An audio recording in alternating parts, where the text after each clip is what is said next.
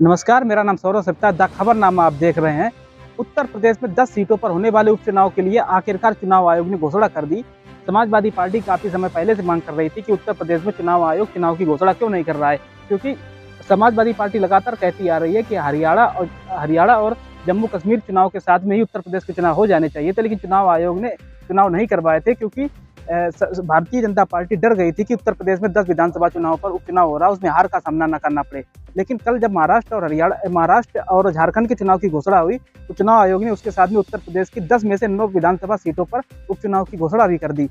एक सीट जो मिल्कीपुर की सीट है, उस पर मतदान नहीं होगा। चुनाव आयोग द्वारा बताया गया कि उस सीट पर मामला हाईकोर्ट में पेंडिंग है, जिसमें 2022 विधानसभा का जो चुनाव हुआ था मिल्कीपुर विधानसभा सीट पर, वहां पर अवधेश प्रसाद ने चुनाव में जीत दर्ज की थी, जो वर्तमान में अयोध्या से सांसद हैं।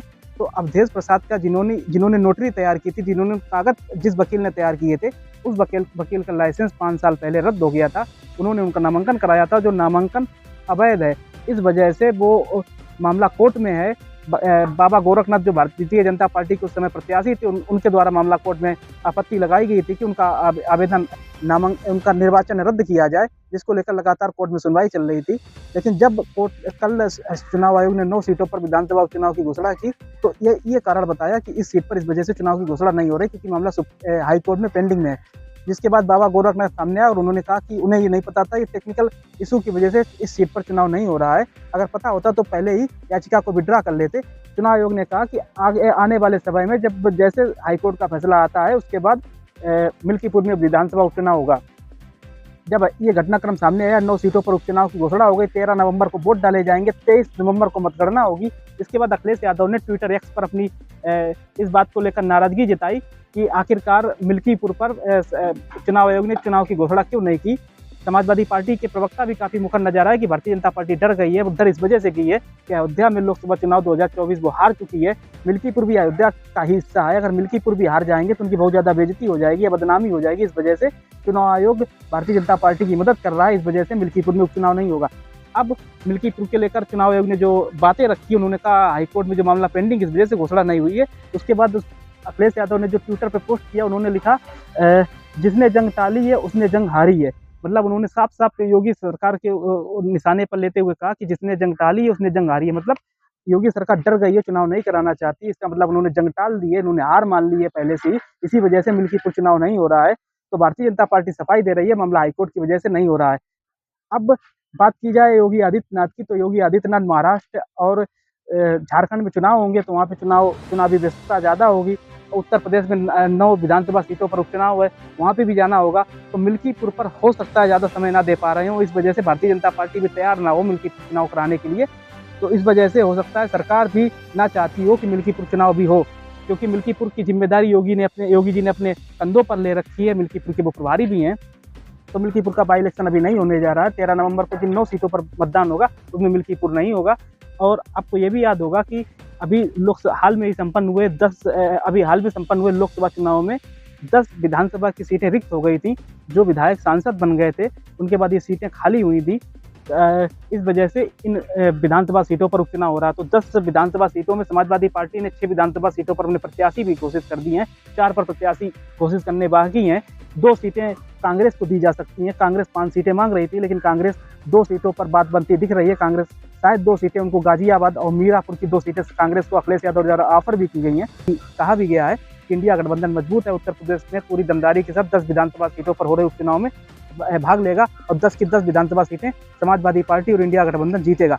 तो जिन 9 सीटों पर घोषणा हुई, उसमें से 6 समाजवादी पार्टी ने अपने प्रत्याशी घोषित कर दिया है। हालांकि उसमें जो समाजवादी पार्टी ने मिल्कीपुर से प्रत्याशी दिए थे अवधेश प्रसाद के बेटे अजीत प्रसाद को, वहाँ पे चुनाव नहीं होगा। लेकिन वहाँ पर अखिलेश यादव ने प्रत्याशी के रूप में अजीत प्रसाद का नाम घोषित कर दिया है। अजीत प्रसाद ही मिल्कीपुर से समाजवादी पार्टी के प्रत्याशी होंगे। भारतीय जनता पार्टी ने अभी 10 विधानसभा सीटों में से एक भी सीट पर अपना प्रत्याशी घोषित नहीं किया है। निषाद पार्टी 2 सीटें मांग रही है। तो वहीं पे अनुप्रिया पटेल भी कह रही हैं कि उनको भी एक सीट मिलनी चाहिए।